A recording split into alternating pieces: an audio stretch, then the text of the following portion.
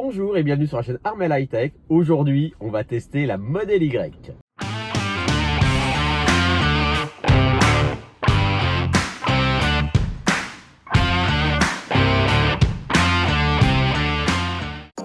Le Model Y est arrivé en France. On commence à le voir dans plusieurs Tesla Centers, dans la capitale, au siège de Tesla. J'ai appelé ma Tesla Advisor en début de semaine. Elle me l'a confirmé. À Nantes, il est présent et en accès libre. Ni une ni deux, on vient de partir avec ma fille, on va vers Nantes directement pour découvrir avec vous le Model Y.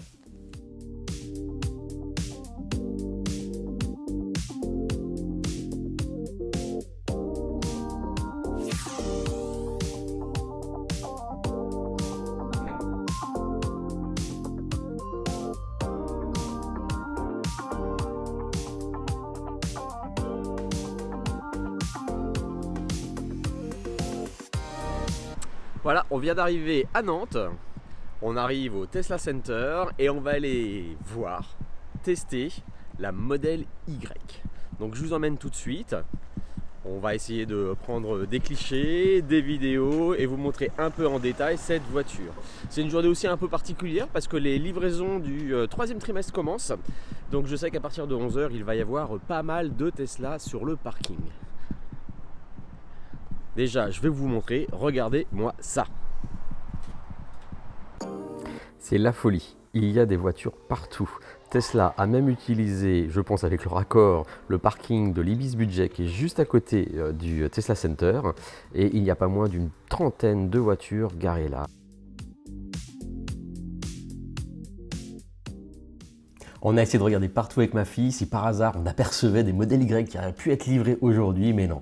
Il n'y a que des modèles 3 et après vérification, que des standards range. On a toutes les couleurs qui sont présentes, un seul intérieur blanc, hein. Tous les autres sont en intérieur noir.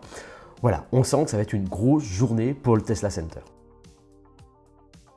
On a le droit d'apercevoir vite fait la zone de préparation des voitures. Il ne chôme en effet vraiment pas du tout.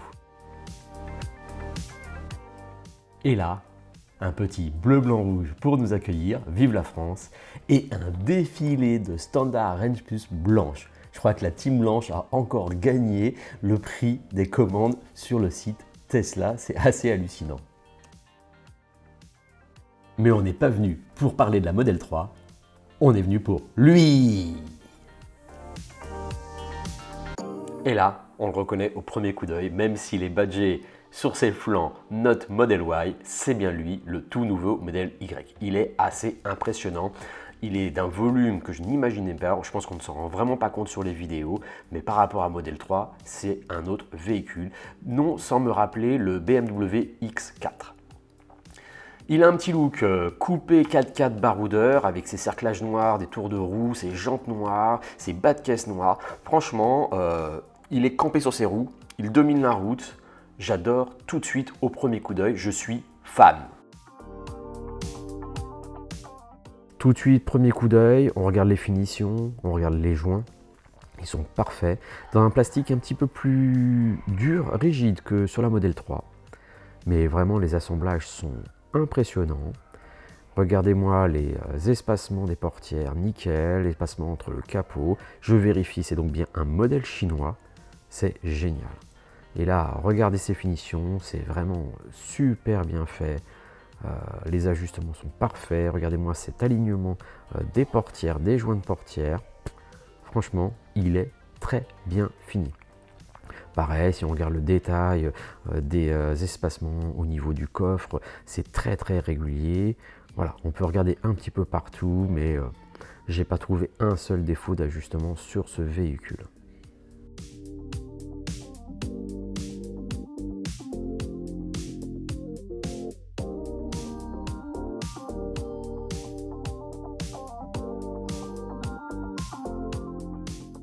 Allez, on passe à bord du véhicule. Donc on est sur une finition long range. On bénéficie donc, comme sur ce modèle chinois, des nouvelles contreportes. Les finitions sont identiques à la Model 3. On est sur le même équipement. Ce qu'on remarque tout de suite, voilà, c'est cette surélévation des sièges. Le véhicule fait 13 cm de plus que la Model 3 et on en bénéficie tout de suite au niveau de la position d'assise. Je pense que c'est vraiment ce qui caractérise ce véhicule.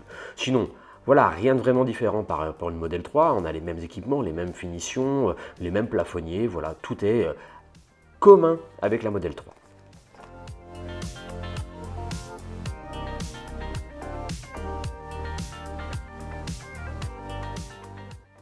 Et cette augmentation de la hauteur du véhicule bénéficie aussi à la profondeur des rangements dans la console centrale de la voiture.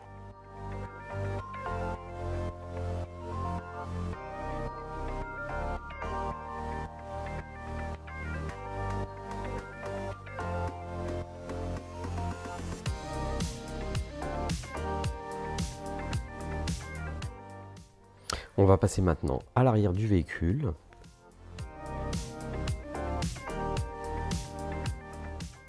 Et on retrouve donc voilà cet espace en hauteur beaucoup plus important que sur la Model 3.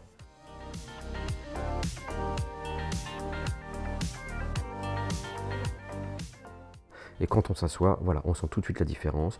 On est assis beaucoup plus haut, les jambes beaucoup plus droites. On a énormément de place sous les sièges pour nos pieds. Et même sous la console centrale, regardez, mes pieds rentrent à l'aise. C'est franchement beaucoup plus logeable, beaucoup plus spacieux. Étant donné que nous n'avons plus le montant transversal au milieu du plafond, voilà, on a ces petits plafonniers qui ont été mis sur le côté avec le crochet. Et un changement important aussi par rapport à la Model 3, c'est cette nouvelle banquette arrière avec une place centrale beaucoup plus importante qui dissimule un accoudoir très généreux et cette place arrière, même si elle reste ferme comme dans toutes les voitures, permet facilement à 3 adultes d'être côte à côte.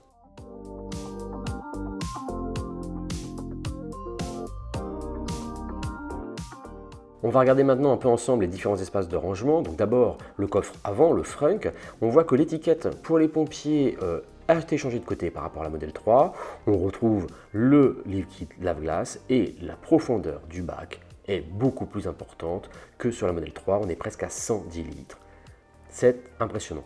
On a aussi ce joint qui apparaît sous le capot.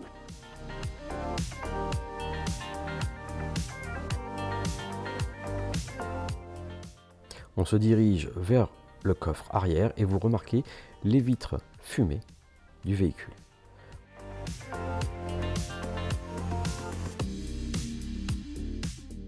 On a des jantes qui sont vraiment superbes, qui pour moi me font penser un petit peu au modèle 3 Performance. Regardez-moi cette ligne. Moi franchement j'adore, je ne sais pas ce que vous en pensez.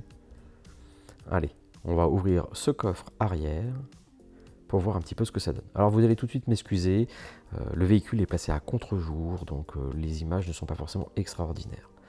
Donc on observe tout de suite donc, les deux boutons qui permettent de rabattre électriquement la banquette arrière en deux parties, 2 tiers, 1 tiers. Le coffre est extrêmement logeable, le sous-coffre a gagné aussi au moins une dizaine de centimètres en hauteur et donc on a un espace, un volume de rangement qui est énorme. Vous remarquerez ces deux petites fentes sur les côtés qui permettent de maintenir levé le cache sous coffre, c'est très très pratique. Et puis devant ce sous-coffre, pour les versions 5 places, on a encore un petit espace de rangement pour y cacher d'autres éléments. Les finitions sont vraiment superbes. Moi, sincèrement, je trouve qu'en termes de finition, c'est vraiment impressionnant. Voilà, donc comme je vous disais, on peut rabattre du coffre, et c'est très pratique, la banquette entièrement, et on a un plancher plat.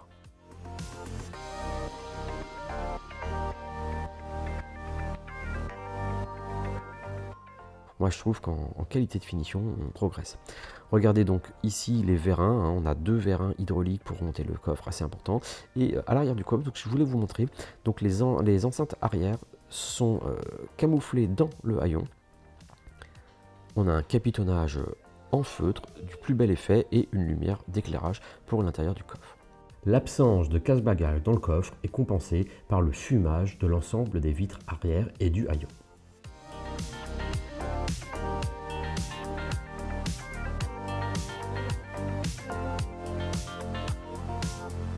Franchement, c'est spacieux.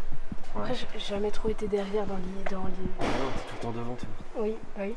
Mais tu vois, la couleur, il est vachement plus large. J'avoue, ah j'avoue. Puis toi, il est tout ergonomique. Puis le toit, c'est impressionnant. J'avoue que ouais, le toit est immense. C'est bien. T'as vu la place que t'as aux jambes là? Ouais. Tu peux mettre les pieds dessous, c'est pratique. C'est impressionnant. Ouais, elle est vachement plus... Si on compare par rapport à la Model 3, vous voyez tout de suite que les positions des jambes ne sont pas du tout pareilles. Et même si on peut glisser la pointe des pieds, ouais, on se rend compte vraiment que dans le Model Y, on a une position d'assise, on a un espace, on a un volume qui est beaucoup plus important. Et regardez la coudoir, c'est vrai que la coudoir de la Model 3 fait presque rikiki à côté de celui du Model Y.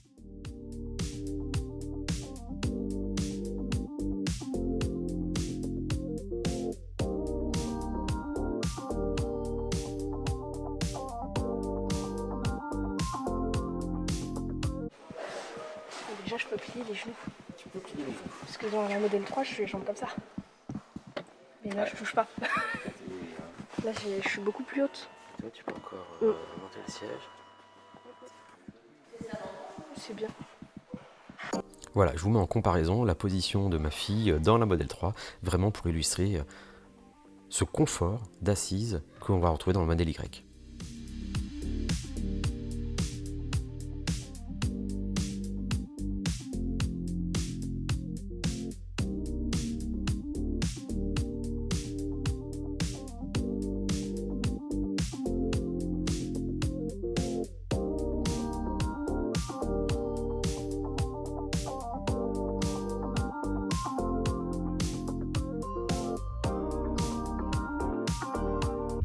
On est reparti du Tesla Center. En fait, je vous avoue, on est le lendemain. J'ai pas eu le temps de faire le petit débrief. Et puis on s'est dit avec ma fille, bah tiens, qu'on allait un peu échanger avec vous sur le Model Y. Personnellement, moi j'étais assez impressionné. Je m'attendais pas à un véhicule finalement qui est quand même assez différent. Ça ressemble à une Model 3 plus grande, plus haute. Et en fait c'est très particulier parce qu'on est toujours en train de la comparer à la Model 3. C'est clairement un véhicule qui est très différent, qui est beaucoup plus volumineux, qui est plus haut, qui est très trapu. Voilà, on est dans du SUV. Moi vraiment, je vous remettrai là pour vous comparer, pour que vous voyez, mais il me fait vraiment penser au BMW X4 en termes de gabarit, de forme, etc. Enfin, moi je trouve qu'il est super joli. Et globalement, moi, ce que je ressors de cette présentation extérieure-intérieure, eh ben, c'est qu'il est beaucoup plus spacieux, quoi, beaucoup plus grand. Je sais pas ce que tu en penses, mais on a de la place partout, quoi. On a de la place, les sièges sont vachement plus hauts comparé à la Model 3. Pour ma part, je suis pas trop à l'arrière dans la Model 3, mais c'est vrai que dans le Model Y, on a la place pour étendre nos pieds et les mettre sous les sièges. Et c'est vraiment un plus, parce que quand tu es à l'arrière sur de longs trajets, c'est vraiment pas très confortable. Ouais, c'est vrai. Moi, je me rends pas compte parce que je suis à la place du conducteur. Et puis, c'est une position que j'aime bien parce que de toute façon, dans toutes les voitures que j'essaie toujours d'avoir un réglage de mes sièges, etc.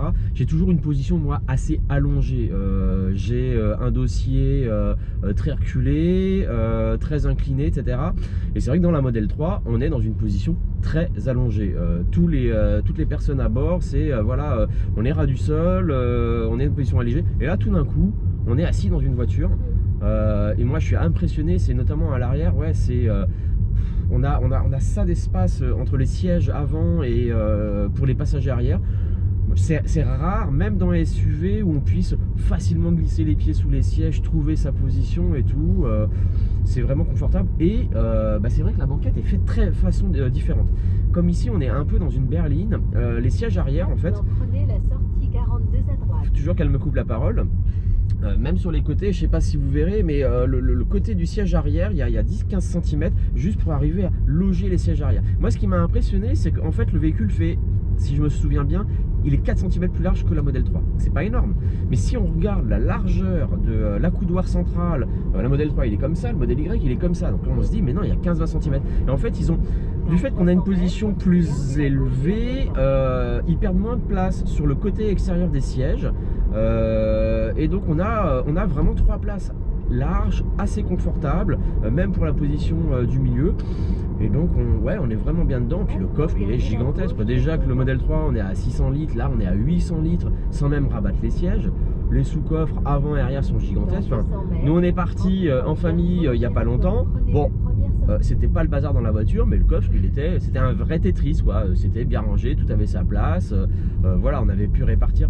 Là, on va pouvoir partir, mais si on avait cette voiture-là, on serait hyper large. Ouais, franchement, limite, on aurait plus besoin de 2 coffres, mais juste de celui-là. Ouais, c'est. Donc voilà. Après, bon, Aujourd'hui, on n'a que la long range qui nous est proposée, donc 510 km d'autonomie.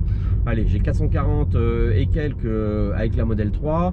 Franchement, 60 km de plus, bon, je pense que c'est un confort quand on est sur le trajet autoroutier, mais au quotidien, moi, ça va pas chambouler ma vie. Par contre, ce qui va chambouler ma vie du modèle Y, c'est qu'aujourd'hui, il est à 59 990 €.